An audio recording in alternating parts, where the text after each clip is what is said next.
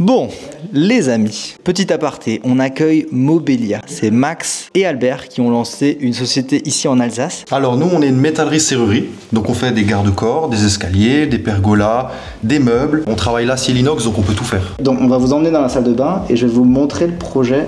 Verrière, porte, fenêtre, j'en sais rien. On va trouver un nom. Allez, c'est parti.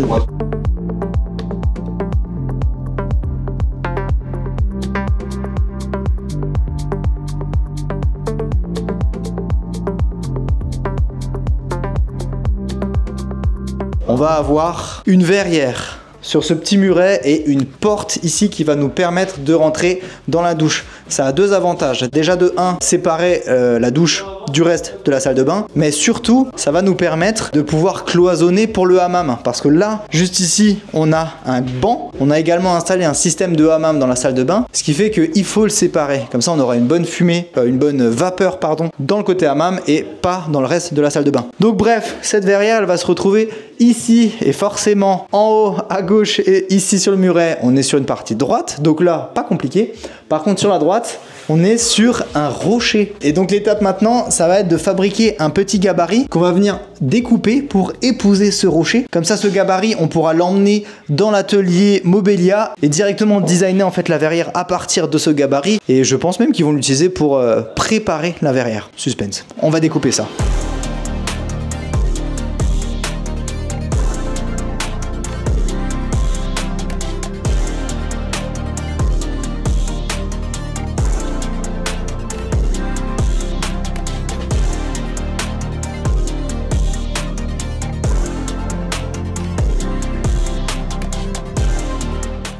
Ah, qu'est-ce qu'on fait là? Scie sauteuse. Scie sauteuse.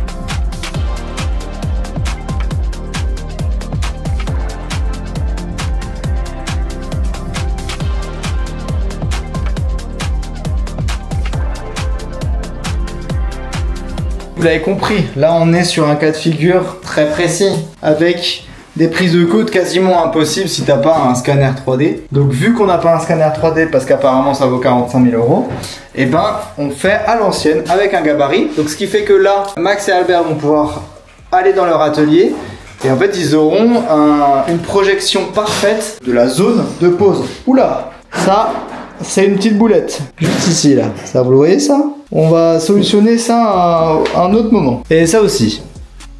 Dommage. C'est pas grave.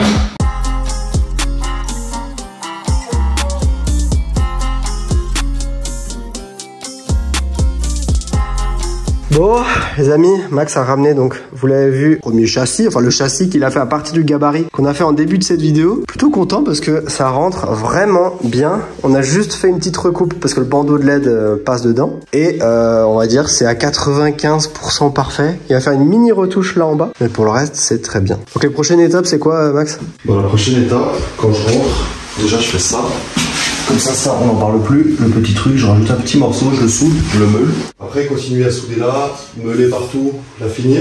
Bon les amis, petite pause dans cette vidéo pour vous parler du sponsor du jour. C'est Hyper. Vous connaissez sûrement leur marque qui fabrique des robots de nettoyage pour les piscines. Il est juste ici, le Scuba S1 Pro. Une grande particularité sur ce robot, c'est qu'il est sans fil. Vous voyez, il n'y a rien pour le brancher à une surface. Il va sous l'eau et il fonctionne en parfaite autonomie. En parlant de l'autonomie, elle va jusqu'à 180 minutes. C'est juste énorme. Donc on peut nettoyer des piscines jusqu'à 200 mètres carrés. Au niveau du lavage, vous voyez, c'est des espèces de grands zigzags comme ça pour être sûr qu'il nettoie toutes les surfaces. Évidemment, on peut faire le fond, mais on peut aussi faire la ligne d'eau. Donc dans le cas présent, ça va être compliqué parce qu'on est sur une piscine à débordement. Mais la plupart des personnes n'ont pas de débordement, mais une ligne d'eau. Et c'est là où il y a la plupart de la crasse. Bref, on va quand même s'amuser à nettoyer les murs pour voir ce que ça donne. Donc honnêtement, au niveau de l'emballage, franchement, c'était hyper bien protégé. Et là, je viens d'enlever tous les films plastiques de protection. Et regardez-moi le design de ce robot. Il est juste magnifique. Donc là, vous avez vu, c'est le S1 Pro. Il est un tout petit peu plus grand que le S1 avec quelques petites fonctionnalités en plus et notamment avec plus de stockage au niveau du panier qui se retrouve juste ici. Là, c'est un panier de 5 litres avec ici un filtrage à 180 microns. Et juste Juste derrière, on a un deuxième filtrage à 3 microns. Donc ça va permettre d'éviter la formation d'algues et toutes les petites particules vont venir se bloquer dans ce filtre. Donc au nettoyage, on pense bien à vider la corbeille, la nettoyer et pareil pour le deuxième filtre. Contour de l'appareil, on retrouve 4 capteurs infrarouges qui vont permettre à l'appareil d'éviter les obstacles s'il y a des choses qui traînent au fond de la piscine. Sur les côtés, on a des énormes chenilles ici qui vont lui permettre de se déplacer. On a également un bandeau lumineux qui lui va te préciser la batterie de la machine. Sur le dessus, on retrouve le bouton unique qui va permettre de switcher entre les différents modes du robot. Et là, on a les 2 énormes turbines qui vont permettre de plaquer le robot sur le mur pour être sûr qu'il nettoie bien le mur et la ligne d'eau. Juste ici, la trappe par laquelle toutes les saletés vont être aspirées. Également, en plus des 2 chenilles, 2 grandes brosses sur les côtés qui vont permettre de nettoyer les surfaces de la piscine. En parlant de surface, la piscine, qu'elle soit en carrelage, en liner, en plastique, en béton, en n'importe quel matériau, ici ça permettra de le laver. Et au niveau de la forme de la piscine, celle-ci est rectangle, mais elle peut également être ronde chez vous, ça fonctionnera quand même.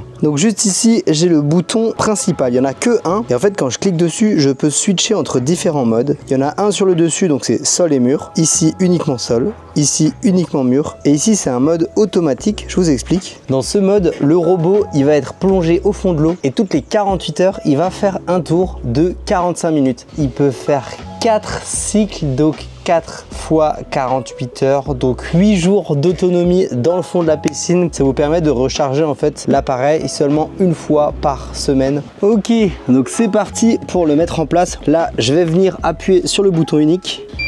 Voilà, dès que j'entends le bip, il est en mode auto. Donc ici, il va faire la ligne d'eau et le sol. Là, il va automatiquement plonger au fond de la piscine.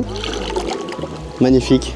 Très belle exécution. On va le laisser aller au fond. Je l'ai mis en mode auto. Donc là, normalement, il va faire le fond, les bords de la piscine. Et bien, c'est parti pour voir comment il fonctionne. Et comme la piscine est un petit peu trop propre à mon goût, je vais venir rajouter un peu de sable. Bah, regardez qui c'est qui vient nous voir. Là, il est en train de commencer le nettoyage de la ligne d'eau.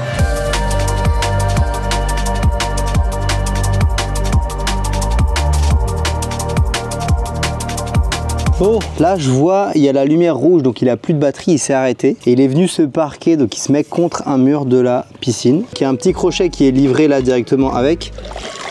Ouais, là on voit, il y a la lumière rouge.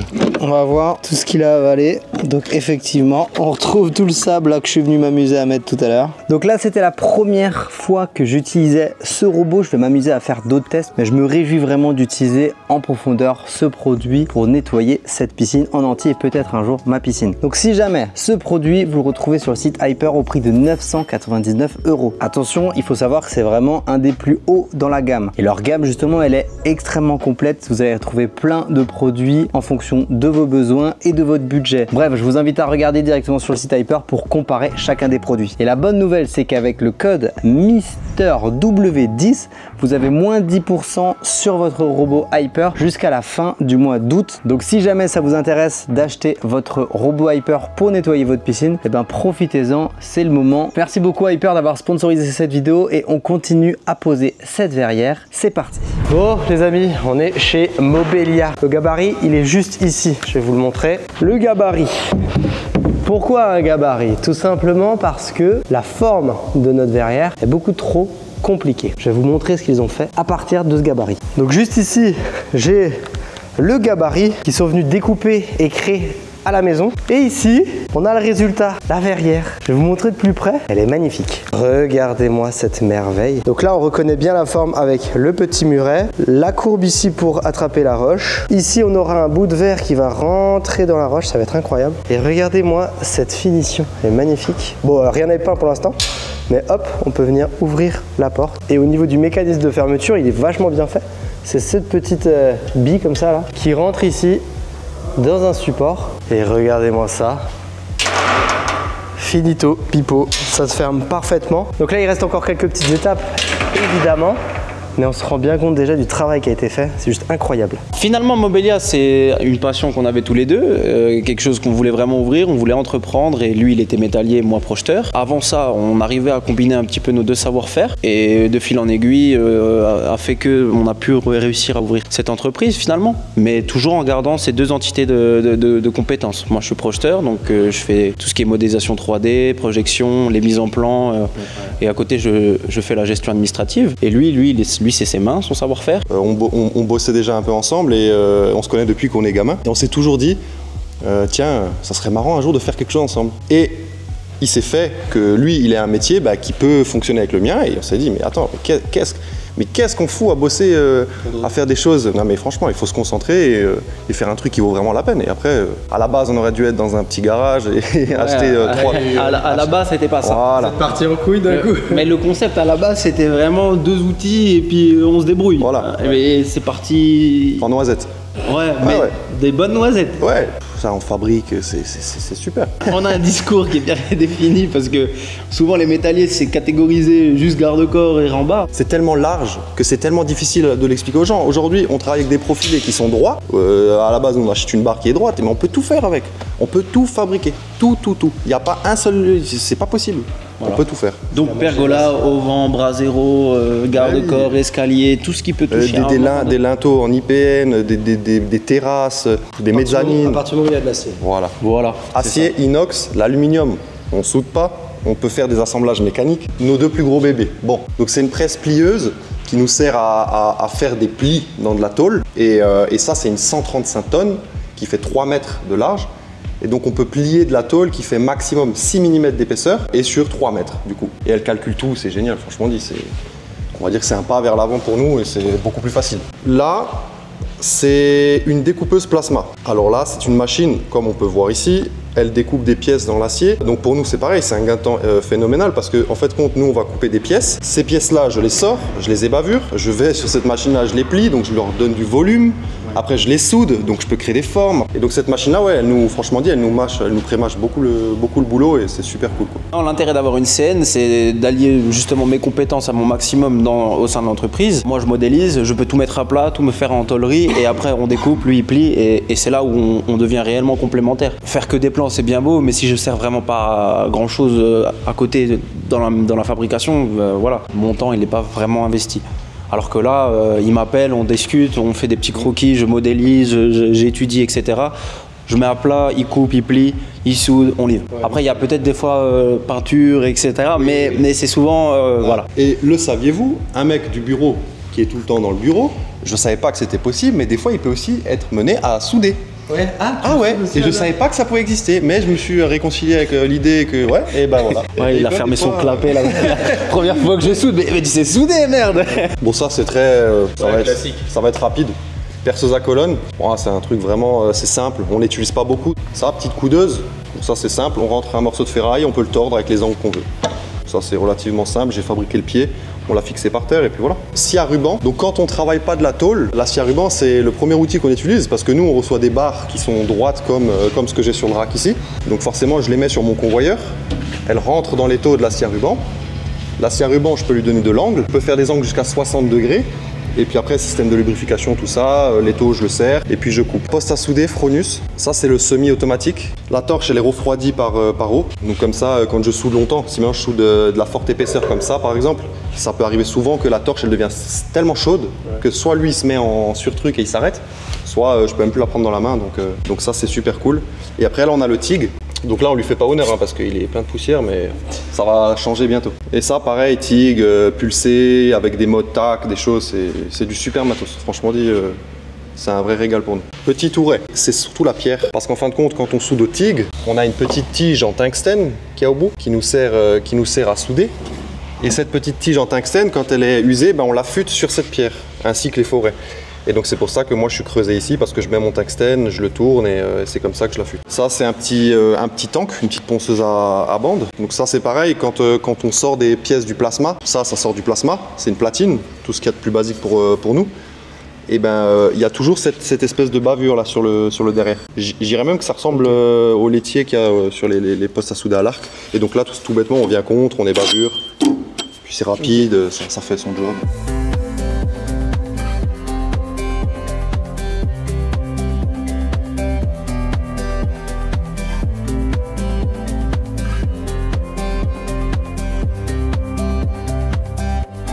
Ce que je trouve marrant là avec ceux qui travaillent l'acier, c'est qu'il vient de choper là dans son tas d'acier, enfin c'est pas de la poubelle mais c'est de l'acier qui traîne on va dire. Il vient, il me fait un exemple complètement à l'arrache, juste ce morceau, qui plie dans sa cintreuse là, bah finalement ça va.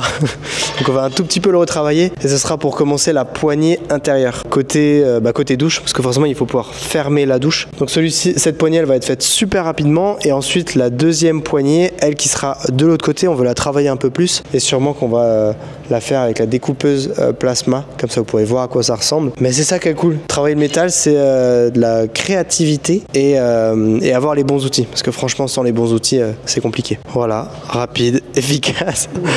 2 petits coups à la cintreuse et là on a la grande poignée. Et ce qu'on va faire ici, c'est justement une grande hauteur, comme ça que ce soit des personnes qui soient de petite taille ou de grande taille, ils puissent tranquillement ouvrir la porte. On va juste la réduire pour qu'elle soit un peu plus comme ça.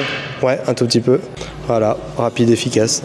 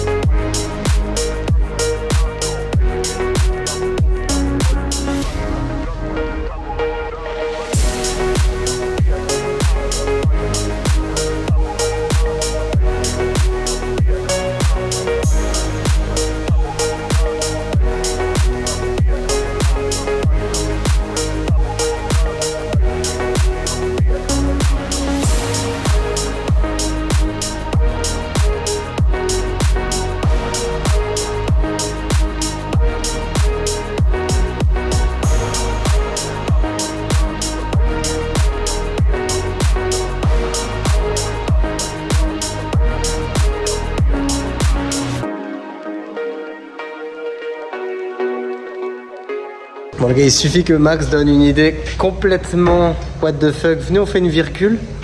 C'est pas tombé dans l'oreille d'un sourd. Finalement, on va faire la poignée complètement dans l'autre sens. Comme ça. Regardez ça. Et ce sera beaucoup mieux. Ouais, bah voilà, t'as compris ce que je veux dire. Exactement ça. On le recoupe à plat là et on est parfaitement. On change genre 15 secondes avant de souder, tu sais. Ah ouais, non mais...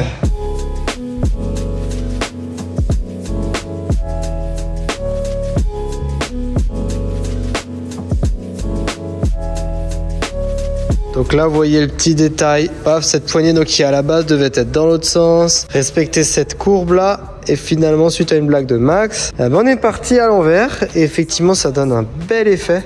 Ça rejoint là le bas au niveau du muret. Ça vient épouser la porte. Comme ça là, tout joliment. Pareil sur le bas. Et sur le bas, ça s'affine. Tac. C'est très beau. Et de l'autre côté, on a donc la petite poignée qui permet de refermer tout simplement la verrière. Il ne restera plus que quelques petits tampons à certains endroits pour éviter qu'elle claque quand on la claque trop fort. Et après, bah, thermolacage. C'est thermolacage, galvan. C'est quoi la différence? Galvanisation, c'est un bain. Donc ça veut dire que cette galvanisation, en fait, elle va rentrer dans ton tube. À l'intérieur? Voilà. Ah, par tous les orifices? Ouais. Ok. Et en fait, nous, on a décidé de faire ça parce que si toi, tu as de la condensation, puisque tu vas avoir du chaud et du truc, si ça condense dedans, il ne faut pas que ça coule orange. Et que ça rouille. Ah ouais, voilà. Tout à fait. Je préfère prendre la sécurité, tout galvaniser et après thermolaquer. Ok. Ça y est, fin de l'acte créatif. On aura 2 belles poignées sur cette porte, comme ça, j'aurais mis ma pierre à l'édifice, plutôt. J'amène ma pierre à l'édifice. Donc, prochaine étape ici, ça va être la galvanisation du châssis, puis nettoyage complet, puis préparation des parts closes, puis envoi au thermolacage en peinture. Ouais, va falloir aussi commander le verre parce que c'est un verre très particulier avec une découpe assez particulière. Bref, vous verrez la suite dans cet épisode. Croisez les doigts pour que tout se passe bien. Vous le verrez, peut-être ça marchera, peut-être pas. En tout cas, toujours est-il que cette création pour l'instant est juste magnifique et unique. Et ça, c'est la classe. On continue la vidéo.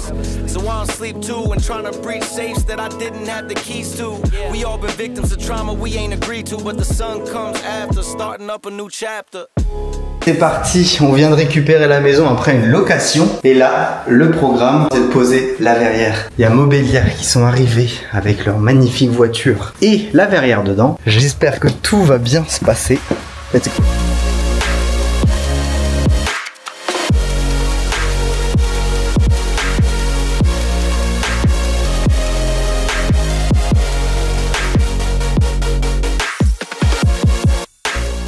C'est dommage qu'en vidéo je puisse pas vous montrer le niveau de détail, mais là c'est super beau. Franchement, L'acier qui a été thermolaqué, galvanisé avant, elle est incroyable. Je suis trop content. Et là, cette poignée qu'on a décidé de faire nous-mêmes, ça c'est incroyable.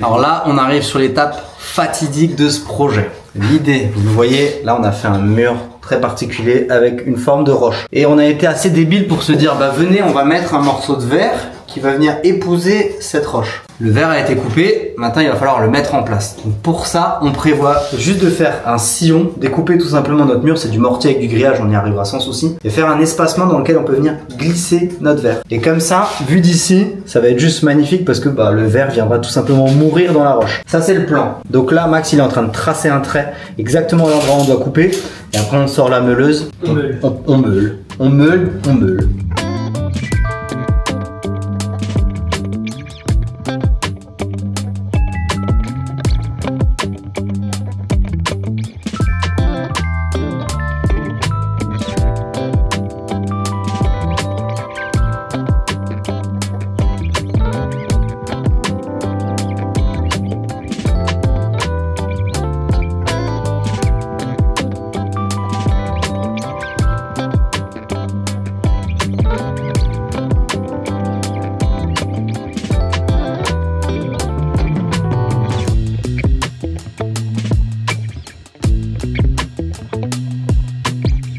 Je vous fais un petit point, on a pas mal avancé. Voilà, donc là on s'en rend même pas compte, mais on a installé la porte. Donc là on a du verre, là on l'a pas encore, là on l'a pas encore. Prochaine étape, Max. La prochaine étape, fixer le cadre. Ok. Fixer le cadre, mettre la petite serrure et mettre les verres et après c'est bon. Le verre qu'on va glisser dans le mortier, il va devoir être posé en parallèle du cadre, on va voir si tout se passe bien. Et après il y aura plein de petites étapes de finition, mais ça on verra juste après. Allez, mise en place du cadre, on est venu percer un petit peu partout pour avoir des fixations, des solides au niveau du mur et du sol, et pour ce qui est du plafond, on a utilisé des chevilles un petit peu différentes étant donné qu'on a du placo. Ensuite, pose des verres, là je vous avoue on a serré les fesses notamment pour le morceau du fond qui rentre dans la roche, mais tout s'est super bien passé. Et ensuite pose de la porte, tranquille, tout tient parfaitement.